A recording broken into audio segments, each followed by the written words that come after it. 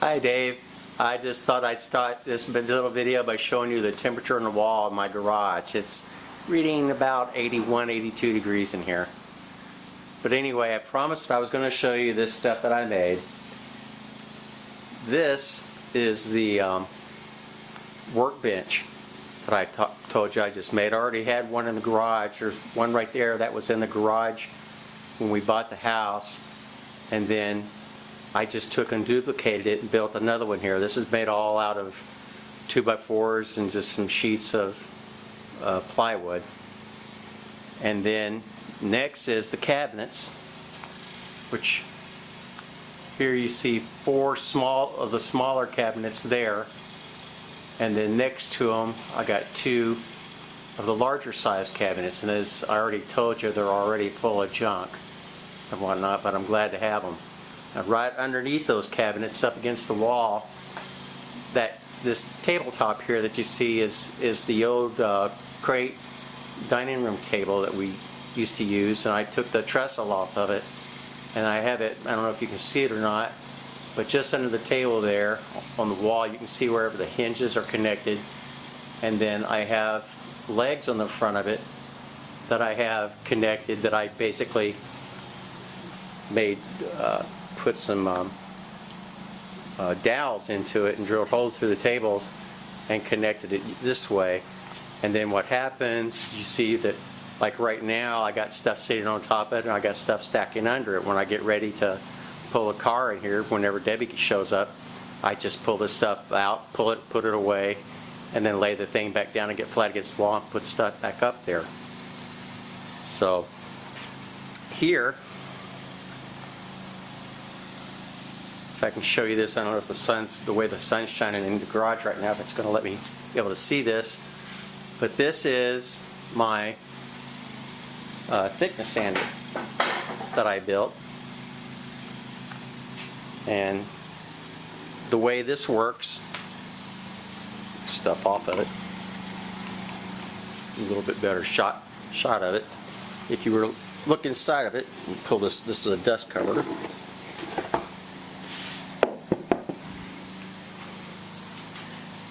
What I have here is just basically a 2x4 stand, and I've mounted a 1/2 horsepower motor that I got out of a little Makita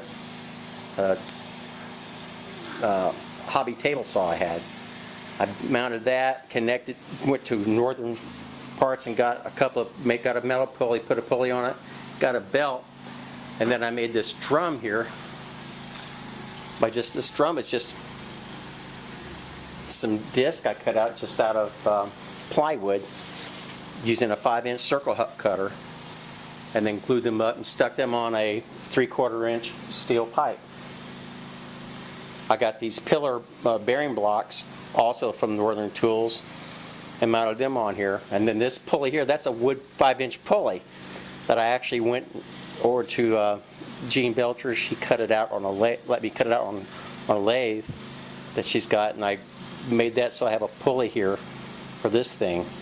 And this is just a piece of abrasive paper that I then, you can see I just have it kind of wrapped and stapled around here. This is 2 sheets of 2x4 of plywood, 3/4 inch plywood, glued together with some flooring I have glued to it to create a nice, smooth, fairly slick surface. And the idea here is that when it's running, the drum is turning this direction. I feed material in this way, and it abrades the surface and sands it down. I raise and lower this. If you look underneath here, you can see this is just a bolt that I have with a hole drilled through this 2x4 with a nut sunk into it, and I raise and lower that to raise and lower the table, and that's how I control the thickness of my cut. It seems to work very well.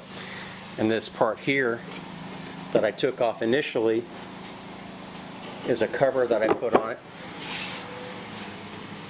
and this is what I connect the shop vacuum to help collect dust, because this thing really generates a lot of dust.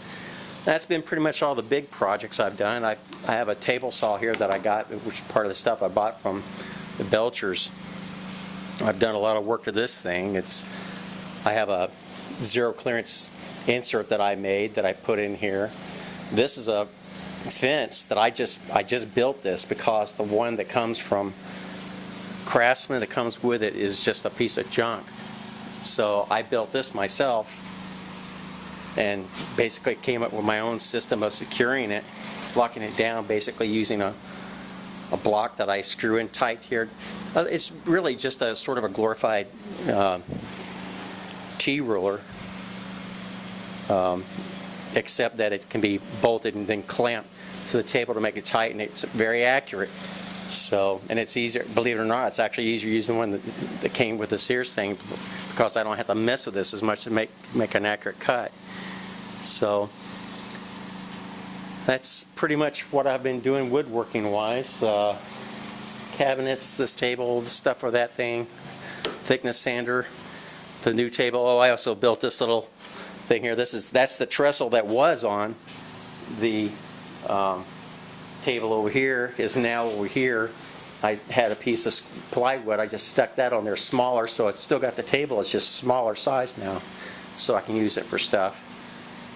So my next project, I guess I'm going to make an extension that I can put onto the table saw whenever I'm cutting long pieces that I want to run out, you know, from the end here. I can put an extension out here, a temporary one that I can put on and take off to run wood onto. I want to do that. Another project is I want to build a router table, one that I can just like hang like an extension off of the table saw, using it, and then